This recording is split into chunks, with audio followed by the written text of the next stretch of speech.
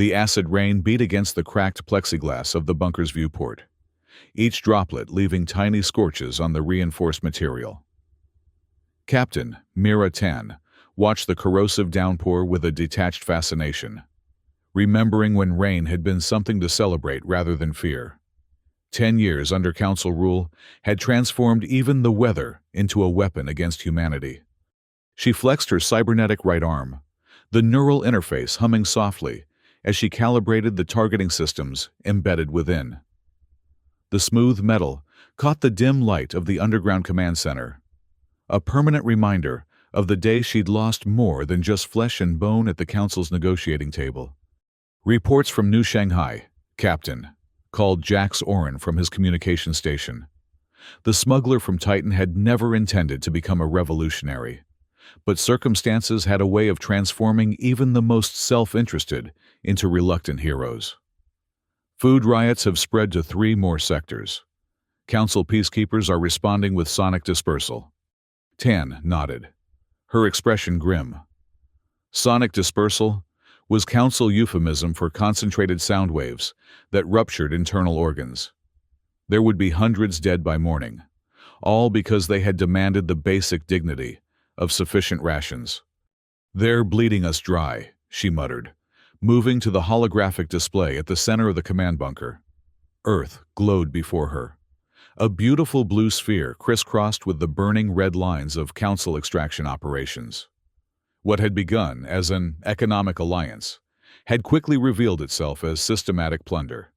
Minerals, water, crops, anything of value was harvested and shipped off-world, leaving humanity with scraps.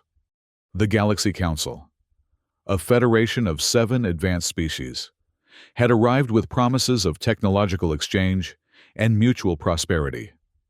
Earth's leaders, eager for interstellar recognition, had signed the accords without reading the fine print. By the time they realized their mistake, Council ships were already in orbit, Council administrators were already directing Earth's industries, and Council law was already superseding human sovereignty. Dr. Lena Rao entered the command center, her thin frame bent with exhaustion.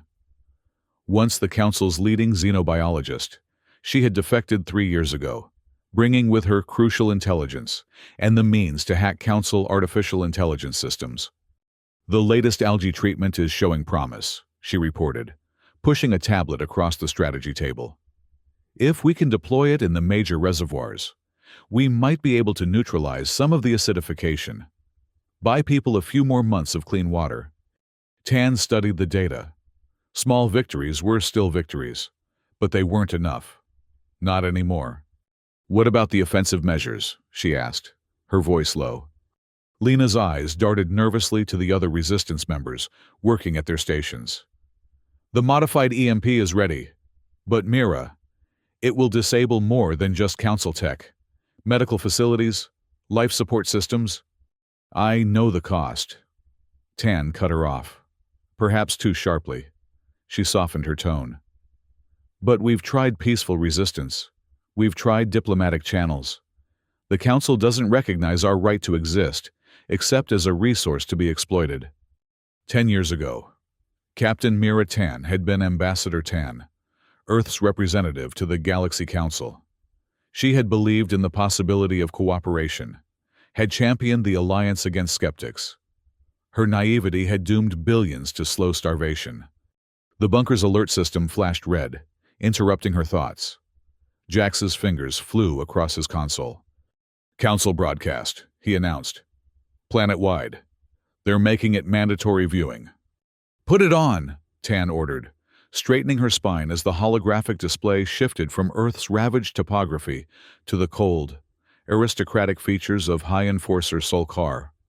The Council representatives' 4 eyes blinked in their species' characteristic asynchronous pattern, a biological quirk that humans found deeply unsettling. His translucent skin revealed the pulsing of multiple hearts beneath. When he spoke, his translator rendered his clicking language into smoothly accented English. "Citizens of Earth," Solkar began, his tone one of regretful authority. "It is with grave concern that I address you today. Terrorist elements continue to undermine the prosperity and security that the Galaxy Council has brought to your world. Scattered around the command center, resistance fighters hissed or muttered curses. Tan raised a hand for silence. These malcontents, Solkar continued, these enemies of progress, have been identified operating from the region formerly known as New Mumbai. Their actions threaten not only Council operations, but the very stability of your planet's integration into galactic society. The camera panned out, revealing Solkar standing on the observation deck of a Council warship. Behind him, Earth was visible through a massive viewport. The Council has exercised patience. We have attempted rehabilitation. We have offered amnesty. His upper eyes narrowed, while his lower ones remained wide, an expression of regretful determination in his species. That patience has reached its limit. Tan felt a cold dread building in her chest. Jax, get me a direct feed of New Mumbai. Now. In accordance with Council Security Protocol 17, I hereby authorize orbital sanitation of designated sectors to neutralize terrorist infrastructure. Solkar raised a long-fingered hand. The Council regrets any inconvenience to loyal citizens. The holographic feed split, showing Jax's hastily acquired footage of New Mumbai's sprawling slums, home to 15 million people, most of them displaced by Council mining operations. The sky above the megacity suddenly blazed with light. No, Tan whispered. But there was nothing she could do, nothing anyone could do, as kinetic rods began to rain down from Council ships. Each impact released the force of a small nuclear device, without the radiation. Clean destruction, as the Council termed it. Buildings vaporized. Streets became craters. The bombardment continued for a merciless 3 minutes. When it ended, half of New Mumbai was simply gone. The command center had fallen into horrified silence. Solkar's broadcast continued, but Tan could no longer hear the words. Her cybernetic hand had crushed the metal edge of the strategy table. She had been attempting to open a secret diplomatic channel with a moderate Council faction. There had been discussions of compromise, of gradual withdrawal, of revised trade terms. She had believed, even after everything, that a peaceful solution remained possible. That belief died with New Mumbai. Get me a channel to all resistance cells, she said, her voice deadly calm. And contact our allies on Mars and Titan. Tell them it's time. Colonel Arlen Voss, her military strategist and, sometimes conscience, stepped forward. Captain, we need to be strategic. A direct response is exactly what they want. An excuse for further purges. 500,000 people are dead, Colonel, Tan replied, her eyes still fixed on the smoldering ruins. I'd say we're past the point of excuses. Voss stood his ground. And how many more will die if we rush into this? The networks aren't ready. The Mars Coalition is still arming. Titan smugglers haven't finished the supply routes. They murdered those people to send us a message, Tan said, finally turning to face her officers. The command center fell silent under her gaze. I think it's time we replied. The resistance had been building for years. Careful recruitment, cautious planning, the slow accumulation of allies and resources. Tan had intended to move gradually, to build overwhelming force before revealing their hand. Solkar had just forced that hand.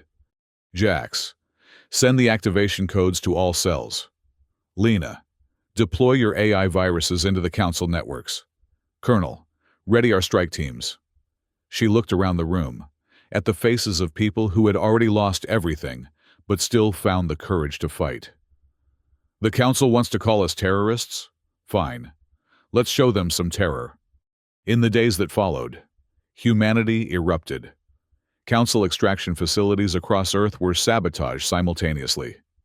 Resource ships found their navigation systems mysteriously failing, sending them crashing into orbital platforms.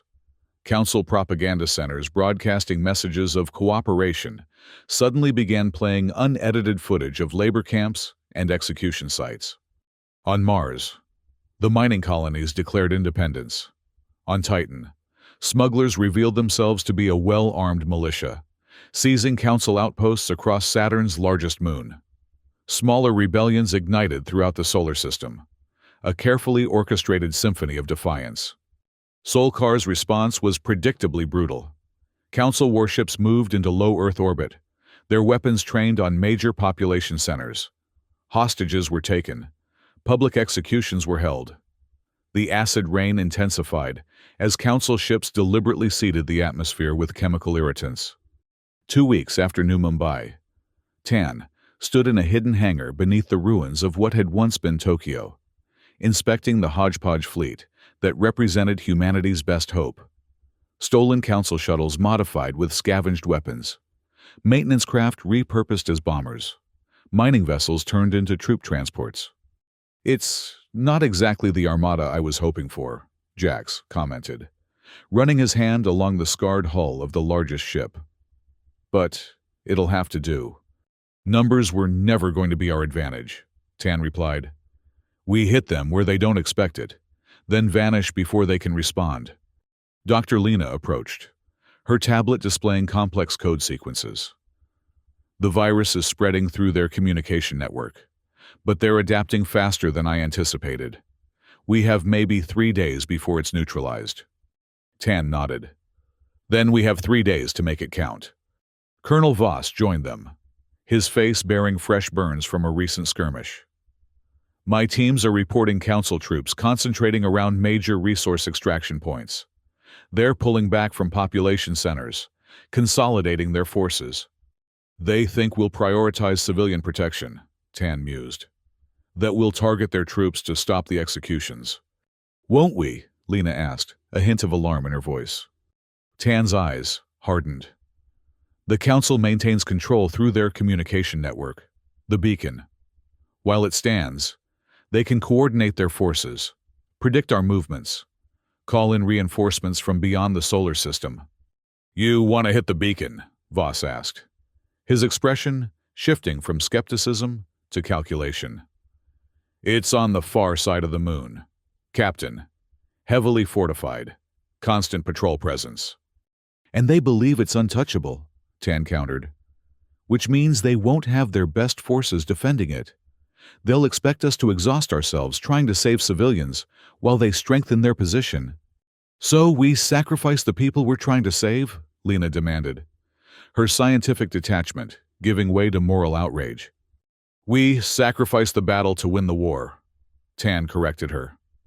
"If we destroy the beacon, we cut Earth off from the Council network. Their ships lose coordination, their ground forces lose intelligence updates, and most importantly, they can't call for reinforcements. A lot of people will die in the meantime," Voss noted, though his tone wasn't condemnatory, merely factual. Tan felt the familiar weight of command pressing down on her. "People are already dying, Colonel. Every day we wait, more are executed, more starve, more lose hope. We can't save everyone, but we can give humanity a fighting chance." The plan came together over the next 48 hours. While resistance cells across Earth launched coordinated attacks on Council ground forces, drawing attention and resources, the real operation would target the beacon on the lunar far side. 3 stolen Council ships, manned by their most experienced fighters. A rogue Council AI, courtesy of Lena, to help them navigate the defense grid. And a payload of experimental explosives developed by Mars colonists, designed to create an electromagnetic pulse that would fry the beacon's sensitive equipment. The night before the mission, Tan found herself unable to sleep. She walked the perimeter of the Tokyo bunker, nodding to sentries, checking defenses more out of habit than necessity. She ended up in the small memorial chamber they had established, where the names of fallen resistance fighters were etched into the walls. So many names, too many to count now. She heard footsteps behind her and turned to find Jax approaching, carrying 2 chipped mugs of the bitter substitute that passed for coffee these days. "Thought you might need this," he said, offering her one. Tan accepted it with a nod of thanks. "Big day tomorrow," Jax continued, his usual swagger subdued. Beginning of the end, one way or another. Having second thoughts? Tan asked. Jax snorted. About facing near-certain death against a technologically superior enemy, for a planet that isn't even my homeworld? Why would I have second thoughts about that? Despite everything, Tan found herself smiling. Jax had been smuggling water ice from Saturn's rings when the Council first arrived. He could have stayed out of the conflict entirely, continued his profitable trade under Council oversight. Instead, he'd risked everything to join her resistance, bringing his knowledge of space navigation and his extensive network of contacts throughout the solar system. "Why did you join us, Jax?" she asked suddenly. "You never really explained." He took a long sip of his coffee, grimacing at the taste. "I was on Earth when the Council ships first landed. Saw those smug, four-eyed bastards walking around like they owned the place." He shrugged. "Which I guess they did, after your politicians signed those agreements." "Not my politicians," Tan corrected reflexively. "I was stationed on Mars during first contact." "Whatever. Point is, I saw how quick it all happened. One day humans are running things. Next day, you're all taking orders and watching your resources get shipped off-world." He stared into his mug. "I grew up on Titan. Life's hard there. Everyone's always trying to take what you've got. You learn to recognize predators." Tan nodded. She understood the sentiment all too well. "Besides," Jax added with a ghost of his usual grin, "someone's got to keep you from getting yourself killed with these crazy plans." "Tomorrow's plan isn't crazy," Tan said, though without much conviction. "It's our best option." "It's both," Jax replied. "But that's why it might work." The conversation lapsed into comfortable silence as they drank their coffee and contemplated the wall of names before them. Tomorrow, if they failed, their own names would likely be added to that somber roster. If they succeeded, perhaps there would be fewer additions in the future. Tan returned to her quarters an hour later and tried again to sleep. Her dreams, when they came, were filled with the faces of New Mumbai's dead, their accusatory stares following her through burning streets. She woke before dawn, covered in cold sweat, her cybernetic arm automatically entering combat mode in response to her elevated heart rate. The launch was scheduled for 0600. The three modified Council ships, renamed Defiance, Liberty, and Vengeance in small acts of psychological warfare, rose from the hidden hangar as dawn broke over the ruined Tokyo skyline. Tan commanded Defiance, with Jax piloting. Lena remained at the bunker, coordinating the simultaneous worldwide attacks designed to draw Council attention. Colonel Voss commanded Liberty, while Vengeance was led by a former Council security officer who had defected after witnessing one too many atrocities. The small fleet accelerated rapidly, breaking atmosphere before Council orbital patrols could respond. "Stealth systems holding," Jax reported, as they curved around Earth's night side. No pursuit detected. The modified ships incorporated Titan smuggler technology, heat sinks and radar-absorbing materials that made them difficult to track. It wouldn't fool dedicated scans, but with the chaos erupting across Earth, the Council's attention was divided. Status update from ground forces," announced their communications officer. A young woman who had once been a university student before the Council closed all educational institutions not dedicated to resource extraction. "Attacks proceeding across all theaters. Council forces responding as anticipated." Tan acknowledged the report with a nod. Earth's resistance fighters were paying in blood to create this diversion. She would not waste their sacrifice. The journey to the moon took 3 hours.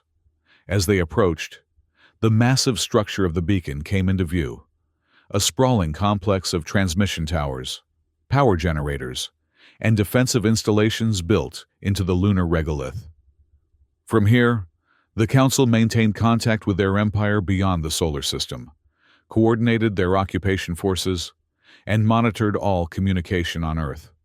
"Defense grid active," Jax warned as proximity alarms began to sound. Automated systems have picked us up. Deploy countermeasures, Tan ordered. All ships, begin evasive patterns. The three vessels separated, executing pre-planned maneuvers designed to confuse the beacon's defensive targeting systems. Lena's virus had been partially successful. Half the automated turrets remained inactive, but enough were operational to present a deadly threat. Energy beams lanced out from the lunar surface, tracking the approaching ships.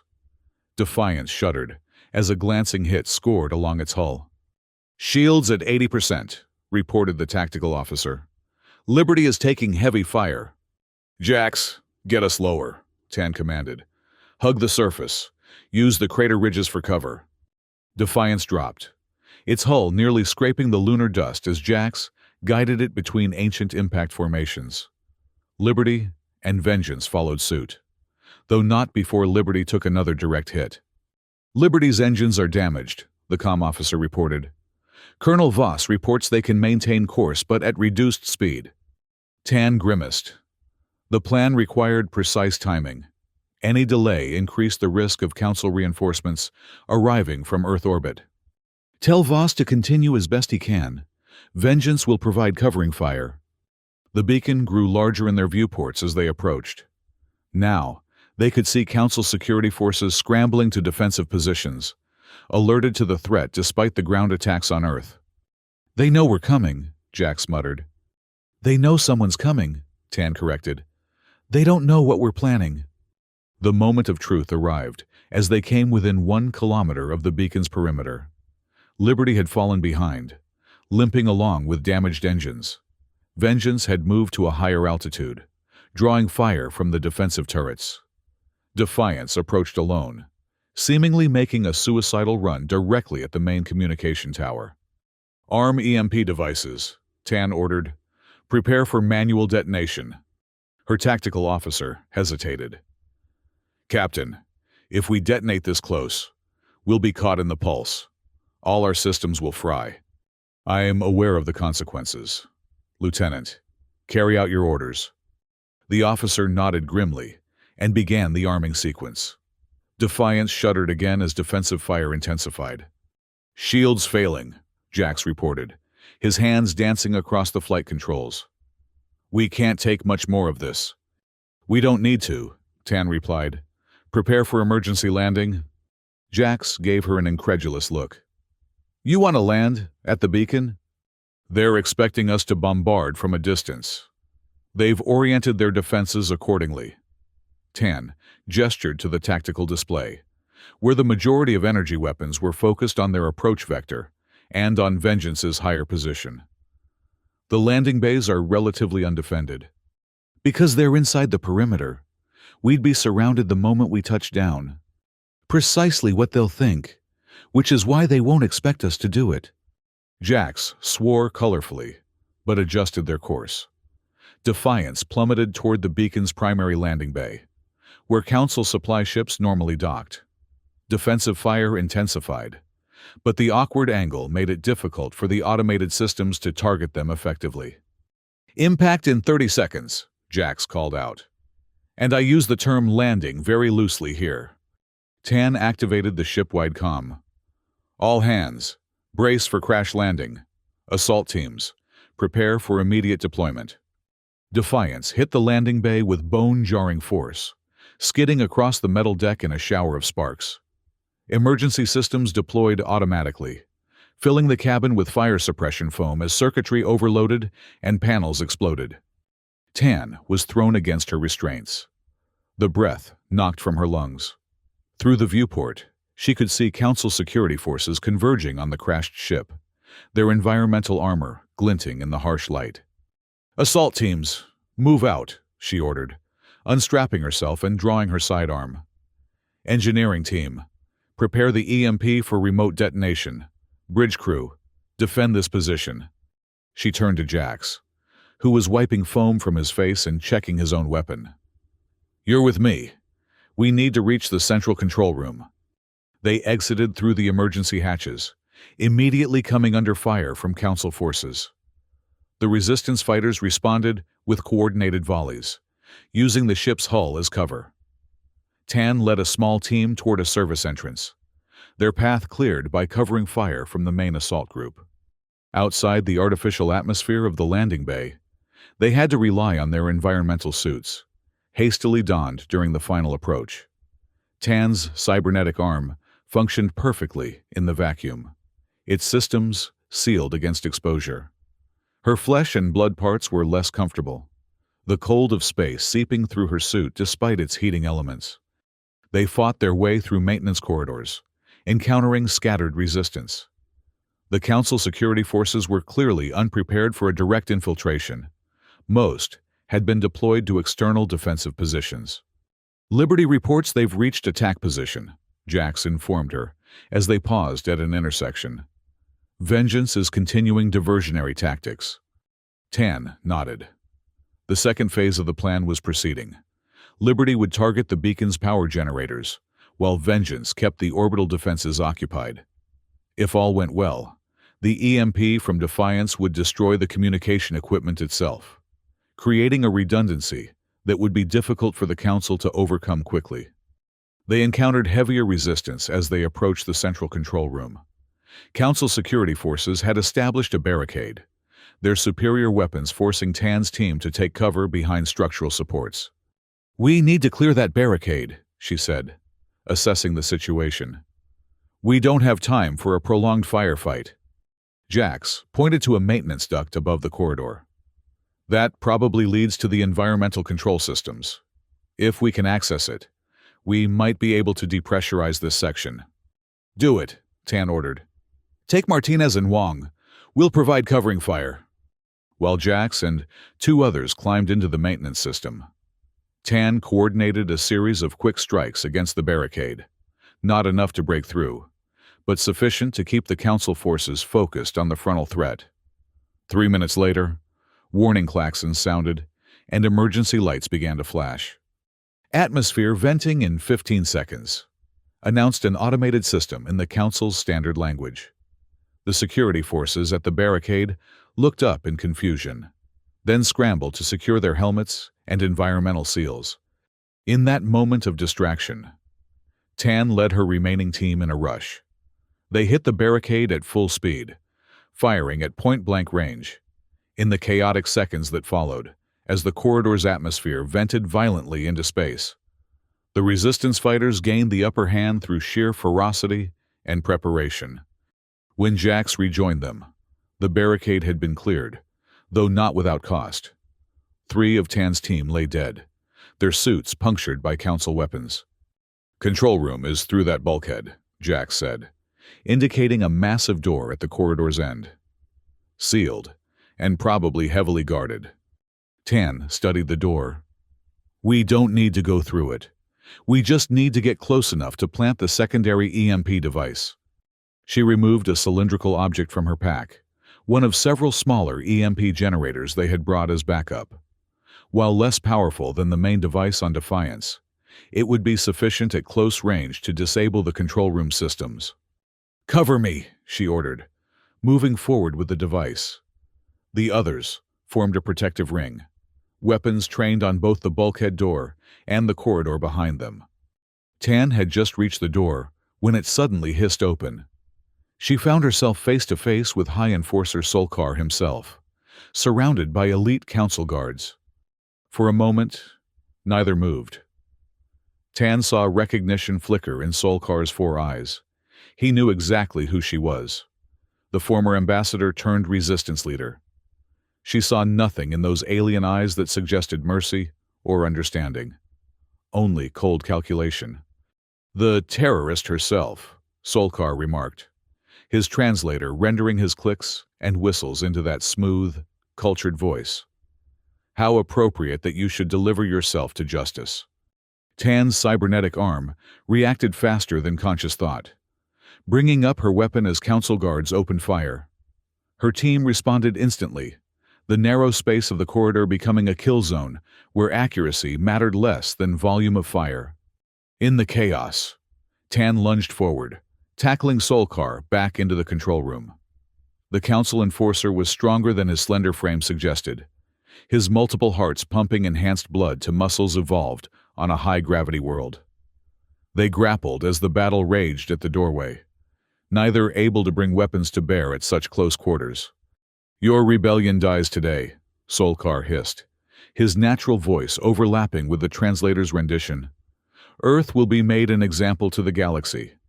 Tan's cybernetic arm whirred as she pushed against his strength.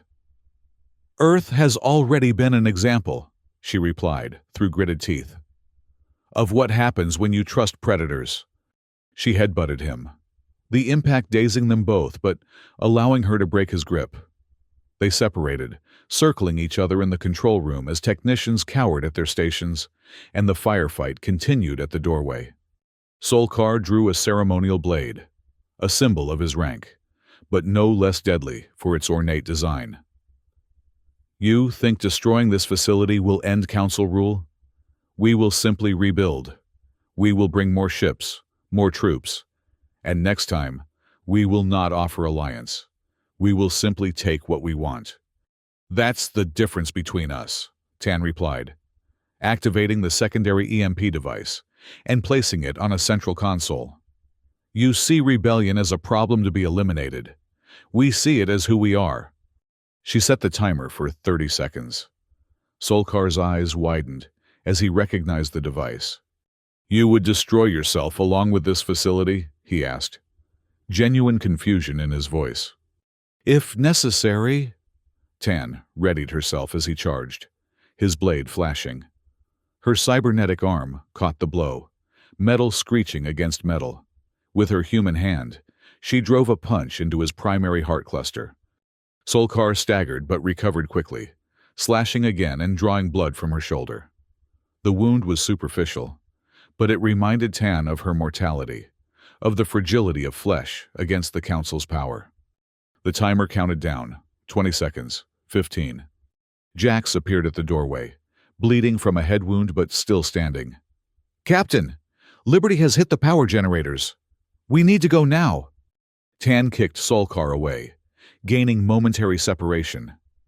"Get the team to the emergency escape pods," she ordered Jax. "I'll be right behind you." Jax hesitated, clearly understanding what she wasn't saying. "Mira." "That's an order, Lieutenant," she snapped, never taking her eyes off Solkar. 10 seconds, 9.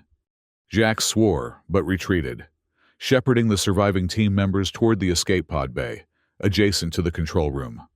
Solkar laughed, a discordant sound through his translator. "Noble sacrifice, Captain. How very human." He gestured to the EMP device. "And futile. The Council will simply send another beacon, another enforcer." 5 seconds, 4. "Maybe," Tan acknowledged, "but they'll be dealing with a very different humanity." 3, 2. With a burst of desperate speed, she lunged past Solkar toward the escape pod bay. The enforcer's blade sliced into her back as she passed, cutting deep. She stumbled through the doorway as the secondary EMP detonated. The control room erupted in cascading equipment failures. Solkar's scream was cut short as his translator failed, leaving only alien clicks that faded as emergency bulkheads slammed shut.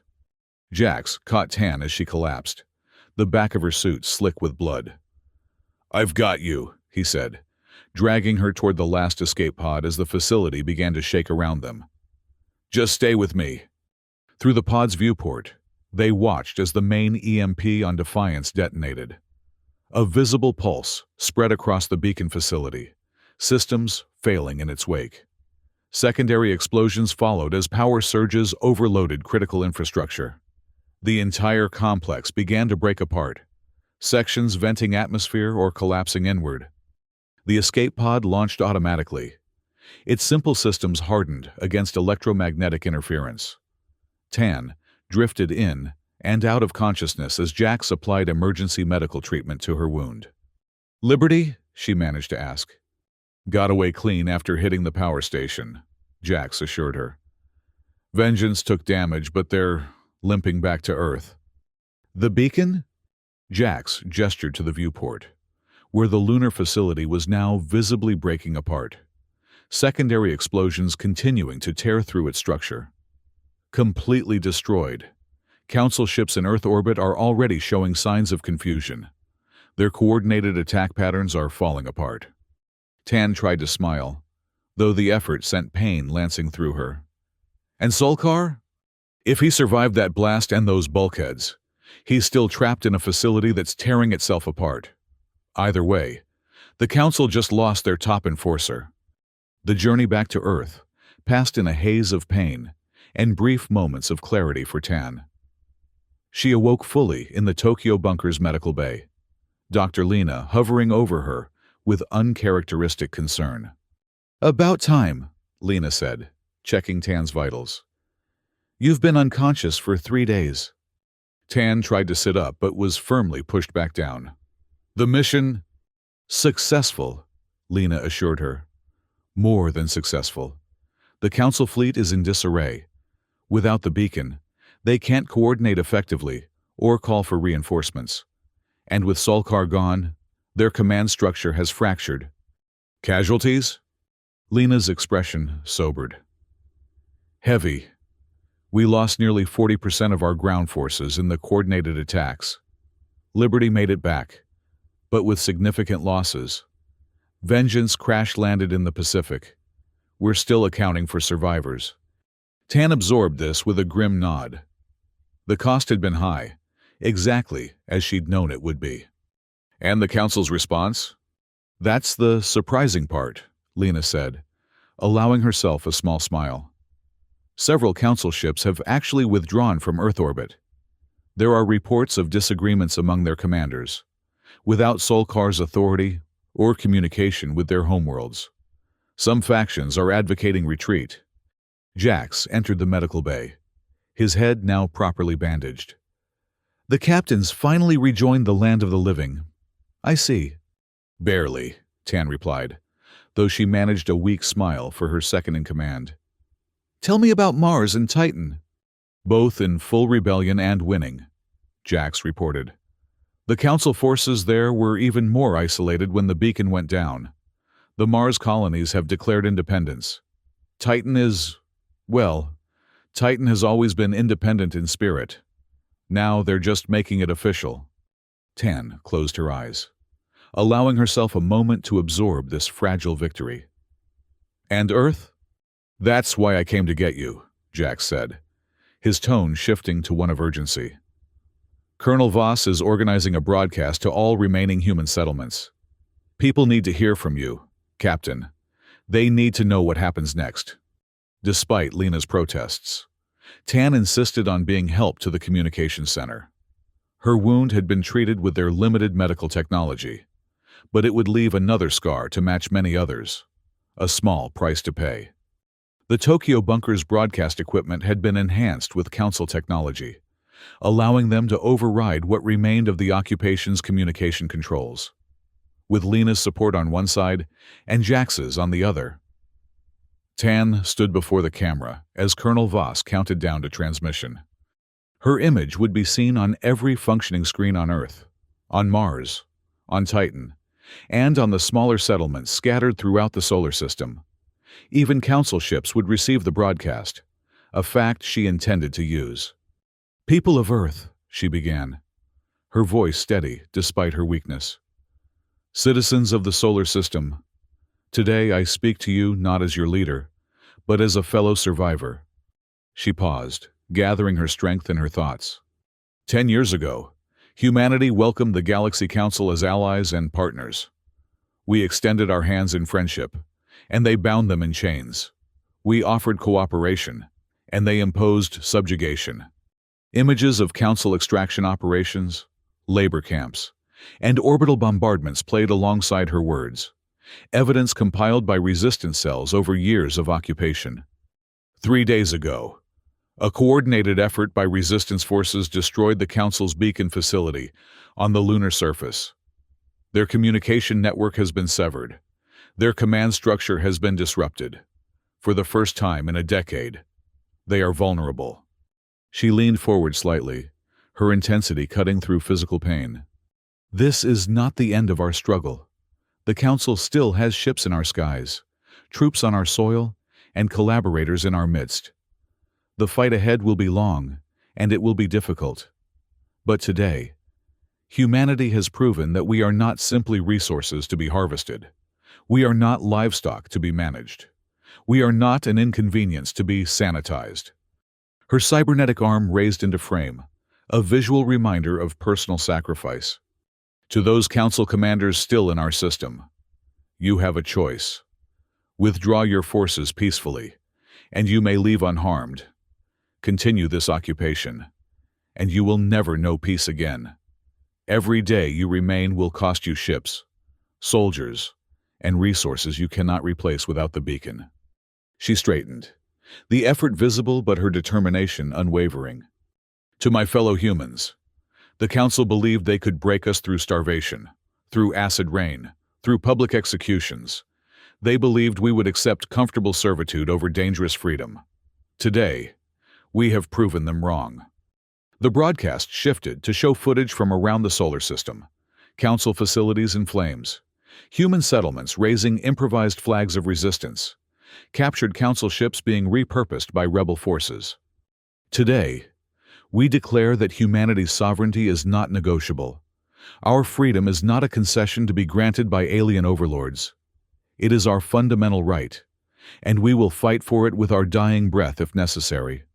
She paused, her expression softening slightly. But even in this moment of defiance, we must remember what separates us from our oppressors. We fight not because we crave violence, but because we were left no alternative. When this conflict ends, and it will end, we must be careful not to become what we overthrew. Our victory must be measured not only in council ships destroyed, but in human lives preserved. Not only in territory reclaimed, but in dignity restored. Her gaze was direct, unflinching. The Galaxy Council pushed too far.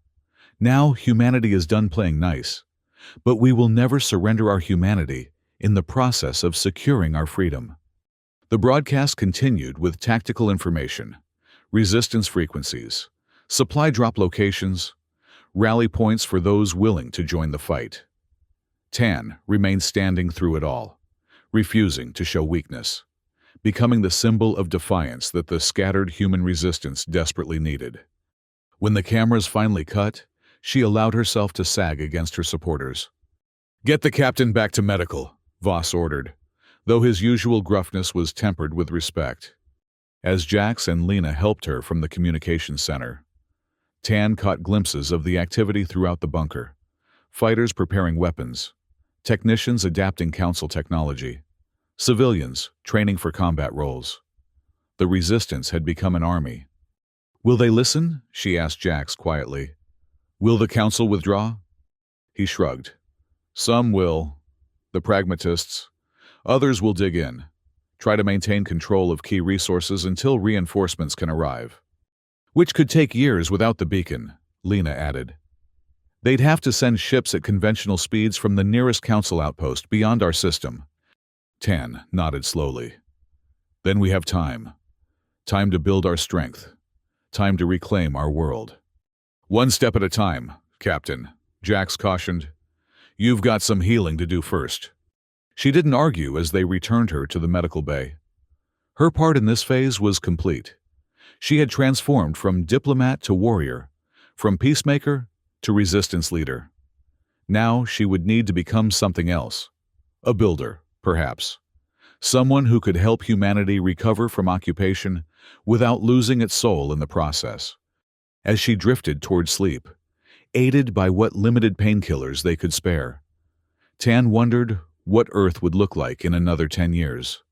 The Council would return eventually, of that she had no doubt, but they would find a different humanity waiting for them. Not naive allies eager for galactic recognition, but hardened survivors who understood the true cost of freedom. The acid rain still fell outside the bunker, each droplet leaving its mark on the world below. But for the first time in a decade, those marks seemed less like scars and more like badges of endurance. Humanity had been tested, had suffered, had nearly broken, but in the end, had found the strength to stand again. Captain Mira Tan closed her eyes, allowing herself to truly rest for the first time since New Mumbai's destruction. Tomorrow would bring new challenges, new battles, new difficult decisions. But today, humanity had taken its first step back into the light. The war for Earth's freedom had truly begun.